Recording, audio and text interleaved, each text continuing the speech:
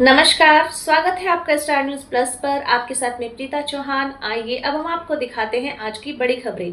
Star news plus पर बने रहिए आप मेरे साथ। ऐसी ही बड़ी खबरों को जानने के लिए चैनल को सब्सक्राइब करना ना भूलें। धन्यवाद।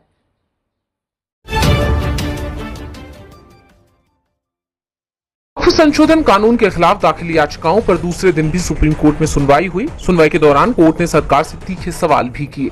मुख्य न्यायाधीश संजीव खन्ना, जस्टिस केवी विश्वनाथन और जस्टिस संजय कुमार की बेंच के सामने जब एसजी तुषार मेहता ने सरकार का पक्ष रखने के लिए एक सप्ताह का वक्त मांगा तो कोर्ट ने वक्त तो दे दिया, लेकिन ये आदेश भी जारी कर दिया कि एक हफ्ते में वक्फ बोर्ड या काउंसिल में कोई नई नियुक्ति नहीं होगी।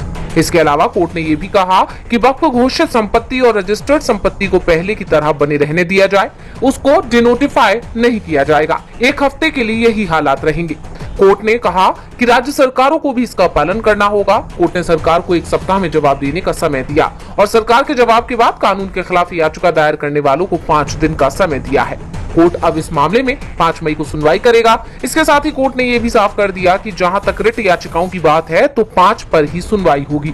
100-120 याचिकाओं को सुनना मुमकिन नहीं है। सीजीआई ने कहा कि मैं चाहता हूं कि याचिकाकर्ता पक्ष की तरफ से सिर्फ 5 याचिकाएं ही हों। सबको सुनना संभव नहीं है। आप एक दिन में फैसला लेकर बताएं। 5 के अलावा बाकी याचिकाओं को आवेदन माना जाएगा या निस्तारित माना जाएगा। याचिकाओं की आगे की लिस्टिंग में किसी का नाम नहीं लिखा जाएगा। कोर्ट के फैसले से ये साफ हो गया है कि सरकार की तरफ से वक्फ की संपत्तियों पर फिलहाल कोई एक्शन नहीं होगा और ये माना जा रहा है कि सुप्रीम कोर्ट ने वक्फ कानून के जिन प्रावधानों पर फैसले तक रोक लगाई है और जिन प्रावधानों का सबसे ज्यादा विरोध हो रहा है, कोर्ट अपने फैसले में भी रोक लगा सकता है। साल होने वाले विधानसभा चुनाव से पहले पटना में महागठबंधन की बैठक हुई। बिहार महागठबंधन में शामिल घटक दलों की ये पहली बैठक थी। इसमें कांग्रेस, राष्ट्रीय जनता दल, सीपीआई, सीपीएम और सीपीआई माले के अलावा मुकेश सहनी की विकासशील इंसान पार्टी शामिल हुई है। बैठक में आरजेडी की तरफ से 3 प्रतिनिधि, कांग्रेस की तरफ से 4, माले की तरफ से 1, सीपीआई और सीपीआई-एम से 1-1 और वीआईपी की तरफ से 1 प्रतिनिधि बैठक में शामिल है। महागठबंधन की महाबैठक जारी है। बैठक में कई महत्वपूर्ण मुद्दों पर चर्चा हुई। अभी तक कई महत्वपूर्ण मुद्दों पर सहमति बनी है। सभी घटक दलों के बीच एकजुटता के लिए कार्यक्रम चलाया जाएगा। सभी दलों के जिला अध्यक्षों की पटना में बड़ी बैठक होगी। सभी जिला अध्यक्षों के बाद प्रखंड और बूथ स्तर के कार्यकर्ताओं की बैठक होगी। जिला अध्यक्षों की बैठक को सभी दलों के 3 बड़े नेता संबोधित करेंगे। जल्द बैठक की तारीख की घोषणा होगी। इसके अलावा पूर्णिया सांसद पप्पू यादव ने कहा, मेरा आग्रह है कि इस बैठक में ये जरूर निर्णय हो कि जिस पार्टी की विचारधारा जिस इलाके में है वहां वही लड़े। सीमांचल कोसी में कांग्रेस का ही अधिक सीटों पर लड़ने का अधिकार बनता है। मिली जानकारी के मुताबिक बैठक में न्यूनतम साझा कार्यक्रम बनाने, घटक दलों की एकजुटता मजबूत करने को लेकर सहमति बनाई गई। इस बैठक में सीट शेयरिंग जैसे किसी मुद्दे पर फिलहाल ज्यादा चर्चा नहीं। बिहार एनडीए में टूट की खबरें लगातार आ रही हैं। सीएम फेस को लेकर एनडीए के अंदर टकराव चल रहा है। जेडीयू की तरफ से लगातार दबाव बनाया जा रहा है कि नीतीश कुमार को एनडीए सीएम फेस घोषित करे, लेकिन बीजेपी हाईकमान की तरफ से अभी तक हरी झंडी नहीं मिल पा रही है। ऐसे में 24 अप्रैल को पीएम मोदी के मधुबनी दौरे पर भी संकट दिखने लगे हैं। जेडीयू की तरफ से पीएम के दौरे से दूरी बनाए जाने की खबरें आने लगी हैं। इसके बाद बीजेपी नेता नीतीश से मिलने पहुंच गए। बीजेपी प्रदेश अध्यक्ष दिलीप जायसवाल, डिप्टी सीएम सम्राट चौधरी, केंद्रीय मंत्री नित्यानंद राय और बीजेपी के संगठन महामंत्री भिखू भाई भी सीएम आवास पर पहुंचे। बाद में बीजेपी कोटे के मंत्री भी नीतीश कुमार के आवास पर पहुंच गए। चर्चा है कि नीतीश कुमार बीजेपी से नाराज हैं और वो पाला बदलने के विकल्प पर भी विचार कर रहे हैं। नीतीश की नाराजगी की खबरें अब बीजेपी हाईकमान तक भी पहुंच गई हैं, जिसके बाद पार्टी अब नीतीश को मनाने में जुटी हुई है। लेकिन सीएम पद को लेकर फंसा पेच अभी तक सुलझा नहीं है। इस बीच बीजेपी की चिंता को चिराग पासवान ने भी बढ़ा दिया है। चिराग पासवान ने सीएम उम्मीदवारी को लेकर नीतीश कुमार का समर्थन कर दिया है। चिराग के नीतीश के साथ आने के बाद अब बीजेपी पूरी तरह से अलग थलग पड़ी दिखाई दे रही है, क्योंकि उपेंद्र कुशवाहा और जीतन राम मांझी भी इस मामले में बीजेपी के साथ नहीं दिखाई दे रही। ऐसे में अगर नीतीश के सीएम पद की डिमांड बीजेपी नहीं मानेगी तो नीतीश कुमार पीएम मोदी के कार्यक्रम का बहिष्कार भी कर सकते हैं। और अगर ऐसा होता है तो बिहार विधानसभा चुनाव से पहले एनडीए में भारतीय रेलवे ने लोको पायलट्स की ड्यूटी के दौरान खाने और टॉयलेट के लिए ब्रेक की लंबे समय से चली आ रही मांग को ठुकरा दिया था। रेलवे बोर्ड ने दलील दी थी कि ब्रेक की वजह से ट्रेनों का संचालन बाधित हो सकता है। रेलवे के इस फैसले पर कांग्रेस नेता राहुल गांधी ने नाराजगी जताते हुए एक्स पर पोस्ट किया। उन्होंने लिखा कि पिछले साल जब मैं रेलवे के लोको पायलट से मिला तो उनकी स्थिति जानकर गहरी चिंता हुई थी। 14-14 घंटे की शिफ्ट, लगातार रात की ड्यूटी, न पर्याप्त आराम, न खाने का ब्रेक और न शौचालय की सुविधा। हादसों के बाद रेलवे मानवीय चूक कहकर पल्ला झाड़ लेता है। लेकिन ये नहीं बताता कि कर्मचारियों से कैसे अमानवीय तरीके से काम लिया जाता है। उनकी बुनियादी मांगे थी काम के घंटे तय हों और बेहतर माहौल मिले, लेकिन सरकार ने सिर्फ दिखावे के लिए कमेटी बना दी, समाधान की कोई मंशा नहीं थी। अब खाना और टॉयलेट ब्रेक जैसी मांगे भी ये कहकर ठुकरा दी गई हैं कि ये व्यवहारिक नहीं है। राहुल ने आगे लिखा कि ये न सिर्फ लोको पायलट्स के साथ अन्याय है, बल्कि उन करोड़ों यात्रियों की सुरक्षा के साथ भी खिलवाड़ है जो ट्रेनों से सफर करते हैं। ये न्याय की लड़ाई है और हम इसमें लोको पायलट्स के साथ हैं।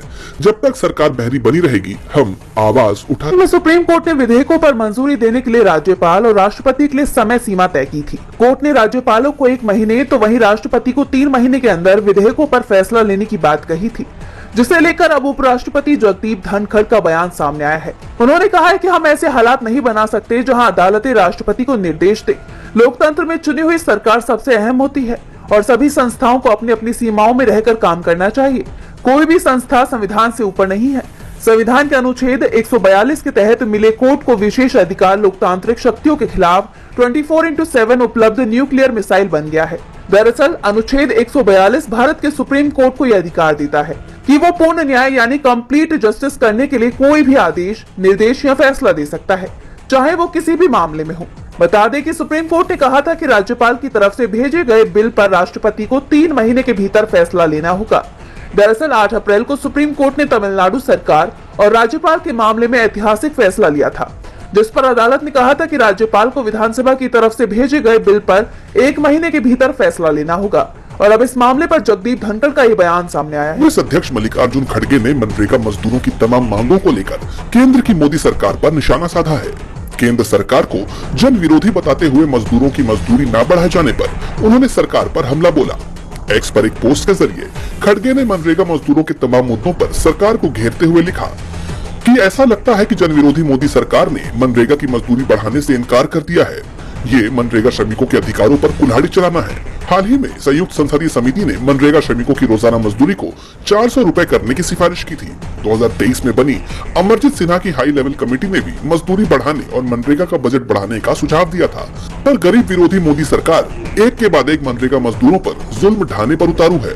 करीब 7 करोड़ पंजीकृत वर्करों को मनरेगा से आधार बेस्ड पेमेंट की शर्त लगा बाहर करना हो या फिर 10 सालों में मनरेगा बजट का पूरे बजट के हिस्से में सबसे कम आवंटन करना हो। खड़गे ने आगे लिखा कि मोदी सरकार ने मनरेगा पर लगातार चोट करने का काम किया है।